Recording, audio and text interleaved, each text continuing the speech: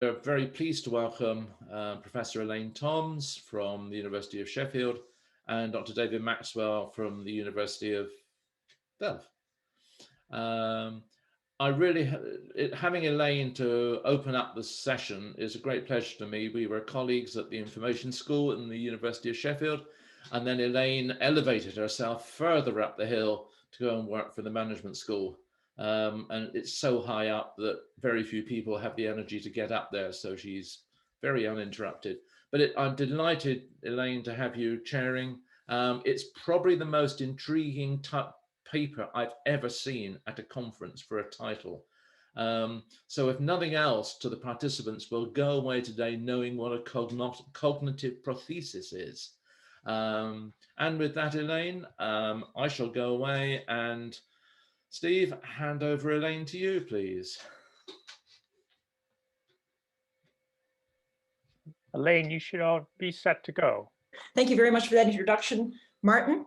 And cognitive prosthesis is not my creation. I've actually borrowing a term from another colleague elsewhere in the world, actually, and we'll get to what that means later.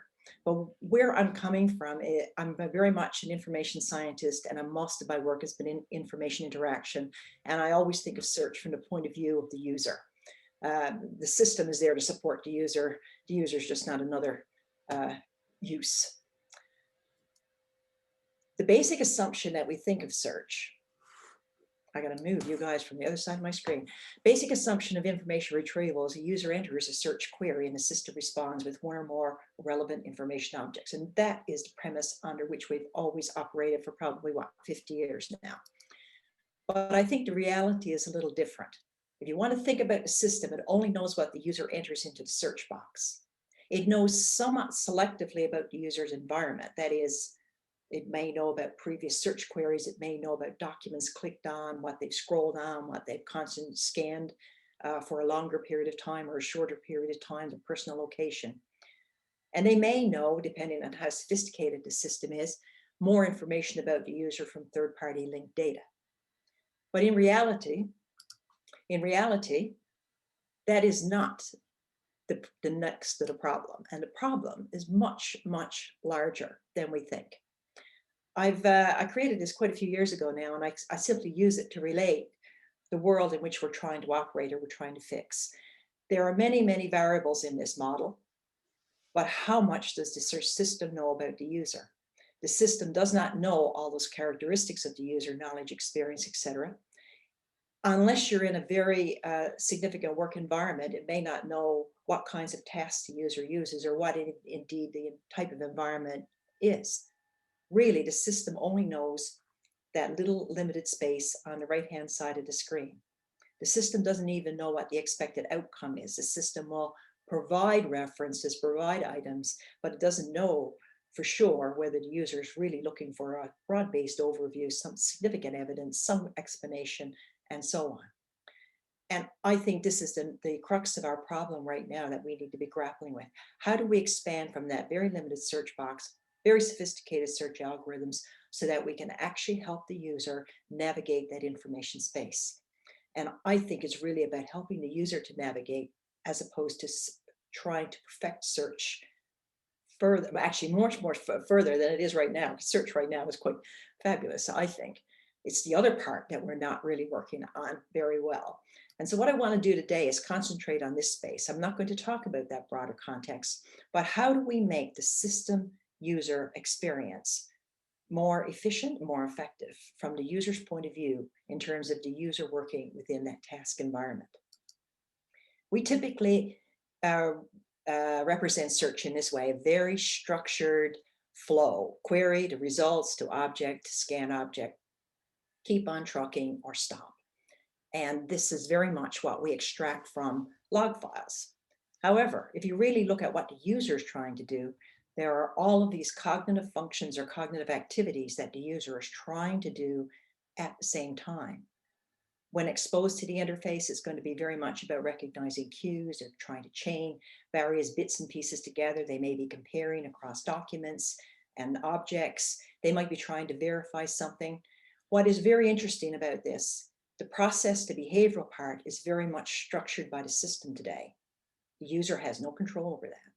But if you look at the outer ring, the cognitive pieces, that is very much not structured, very unstructured, very open-ended, and it may appear to us in observing a single user as being very random. But how do we support those cognitive functions? Because we don't really right now. And of course, I'm arguing we do it with cognitive prostheses, and this is a concept that was coined by a chap named Ford. If you look at the English Oxford Dictionary, it's going to think of it very much in a technical way as an electronic computational device that extends capabilities. I prefer to think of it from Ford's point of view, something that will augment or amplify human cognition and perception, something that's going to leverage human intellectual capabilities. So we're not talking about the Turing test. We're not talking about imitating human abilities. We are talking about extending them. And I love this quote from Ford. We really want to shift from making artificial superhumans who replace us to making superhumanly intellectual artifacts that can amplify and support our own cognitive abilities. And that's the crux of the matter, is how do we create these artifacts? How do we add this additional functionality to current, whether it's content management systems or search systems, so that humans can interact with the content? So as I say at the bottom of this slide, I'm not thinking physical prostheses for assisting physical actions or brain implants or any of that sort of thing. I'm thinking of artifacts, using back to Ford's term, artifacts that will amplify and augment what we currently do. If we want to think about this in search, what does it mean?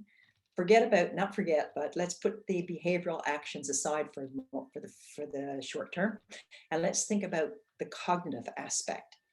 We want to help the user assist how they decide among information objects, and how do they gain insights from those objects? How do they enable them to extract information from those objects? Facilitate all manner of information processes. Right now we support one, we're supporting the search process. But human users need to extract information from documents. They need to do some sensing of the information that they're exposed to. They need to be able to expand large volumes of content. And so what I would argue we need is a toolbox of cognitive prostheses. And analogically, think about what most of you in the room, I'll bet, work with a large volumes of data, and think of the number of tools that you have for analyzing simple numbers and codes. I would analogically look at, say, a stats package, and there's many different ways in which I can view numbers, patterns of numbers, and so on. We never provide the same tools for users to do the same thing with large volumes of texts. Arguably, you could say these are cognitive prostheses right now. We provide query search suggestions. We provide a spell checker. Even a form filling, you could argue, is a bit of a cognitive assistant. We allow for filtering by date. We highlight query words. We structure and format information in a certain way, which will make it easier for people to scan and read. But those are the low-hanging fruit, I would argue, in terms of the support that users need. What we need to do is concentrate on this outer ring. What sorts of tools could we provide that would help users, for example, compare documents? And the analogy I often make is Turnitin. We're very good at using Turnitin to compare student papers, but we don't provide similar kinds of tools to help students compare across, for example, a set of research papers. Do we need to read everything that a certain author has written about a topic, for example, or what is the best of the best? How does one differ from the other? I could go through this entire set of things, but in reality, you get where I'm going. And I'm not saying that all of these comparing, verifying is a definitive list. This is a starting point. What we need to be able to do is to understand what these key functions are so that we can provide the support for them at the interface. Now, in the past, whenever I've raised this as an idea, the pushback has been, well, we provided users with tools and they never used them. Well, I think the question should be, is what is wrong with the tools that have been devised? For example, Twitter appeared on the scene and nobody said, oh, we don't need a tool like that. It's all about the development and all about making it usable and all about making the functionality of importance to the user. But to do that, you need to understand the user in the first place. we can look at that search process, and we could go back to very early research done by Carol Coffin, for example, in which she looked at how students write term papers, and she came up with this very broad set. We simply right now transplant search across that entire set. We don't really think about how we would provide tools for each aspect of that process. Bakari did an interesting mapping job of the same process, and he decomposed, for example, topic selection to idea generation. Well, at the University of Toronto, another study looked at what kinds of connections and ideas do students make with respect to their analysis of references. And the third column here are the sorts of things that were resulted from that work. So suggestions, or they need to collaborate or discriminate or explain, etc. Well, all we have done to date is provide this very fixed set that you see on the extreme right-hand side of your screen. These are highly structured. Yes, they do the job, but the question I would ask, are they sufficient for the task? I've only found 2 pieces of work, my own being one of them, and another one was done by Sedek at the University of Western Ontario, who looked at the functions that users use in data visualization. And in that analysis, he identified what he called interaction patterns, annotating, assigning, comparing, decomposing. And you could argue that this is a very interesting set of cognitive functions. Cognitive functions that an interface should support, enabling a user to actually drill down through a large body of textual information.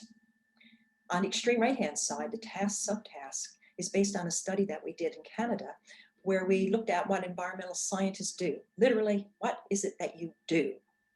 And so rather than asking what they search for, we asked, what do you do? We were able to, across that set of scientists, to identify these key patterns, which we call work tasks. How do you do something? What is the scope of the problem? What is the current status of the situation? What are the current conditions, trends, and so on? This is another way of looking at cognitive function. Of looking at cognitive function. So between and amongst this set, I think we're now looking at what is an emerging pattern. Some things are active and actionable, which is what you see on the left-hand side of the screen, whereas the other, on the right-hand side of the screen, are very much the objective and the what fors. In the past, we viewed our world in this way. We've said, okay, here we have the user and the interface at the top, and that's all that's visible and viewable to the user.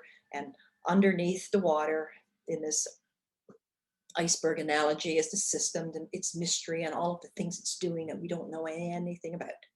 I would argue, however, the problem is different. The system actually is quite contained, well known, and well understood. It is the user and the user's context that we have the biggest problem. Now, I haven't even talked about the context specifically, except toward the end when we start talking about tasks within particular environments. But arguably, we need to spend more time understanding what users do, how they do it, and how we can facilitate and assist it. And therefore, this is my case for, we need tools for the user to use so that the user can actually understand that large volume of information. I don't really have, I'll call them serious conclusions here. It's really all about more questions, because I think what's really ripe here is a space to actually look at what those cognitive functions are. Which one should we facilitate? What would be the low-hanging fruit, if you like? I don't know if you're getting the noise, but this is the garbage day at my place. Which one should we facilitate across that set? Which ones are generic and which ones are actually specific to a domain? You can compare health and legal system, the legal system, for example, to know that there are two very different types of activities, subtasks, functions in those domains, but there would be also a generic set. The analogy I make is to say office applications. There is a very standard set. This is really a low-hanging fruit now, the cut and paste, the spell checking, if you like, But if you compare across creating a presentation, for example, to creating a spreadsheet, then we're looking at some very specific kinds of functions. Within domains, we could make the same case. So what is generic across all domains? It would be part of a common set of tools, a suite of tools, if you like, and what would be specific. The possible approaches for how we could do this long term would be a Microsoft Office ribbon on steroids idea, where we're providing this set of functions embedded in the interface so users can actually work with the content. And the other approach, of course, is looking at it in the dashboard-like way, where we also provide a very integrated suite of tools. I think of it as a Swiss Army knife approach for information access and use. Multiple ways in which we can approach the problem. I think the challenge is we think of these things from a one-size-fits-all approach, but how you would approach a set of, or a large body of content, and how I would be two very different ways, I would imagine. There may be some commonality, but we are human, and there will be individual differences in a lot of them. I think from a research point of view, we need to think about what would be a framework or a model for this approach. And I hesitate very much talking about new models because we are modeled to death, at least in information science. What we need to do is augment our new models to enable new approaches for how we could adapt to developing tools in this kind of an environment. But the phrase that keeps, or actually it's more like a question that keeps rolling around in my head, is my last sentence here. Where does and should the human stop and the machine start? And so far, we've spent all the time developing the machine. But we keep encroaching on the user's territory, if you like. When I say encroaching, we're trying to provide much better access, use, etc. to the user. But we fail to actually look at what is it the user needs. And so I sort of think of that as a bit of a floating line here.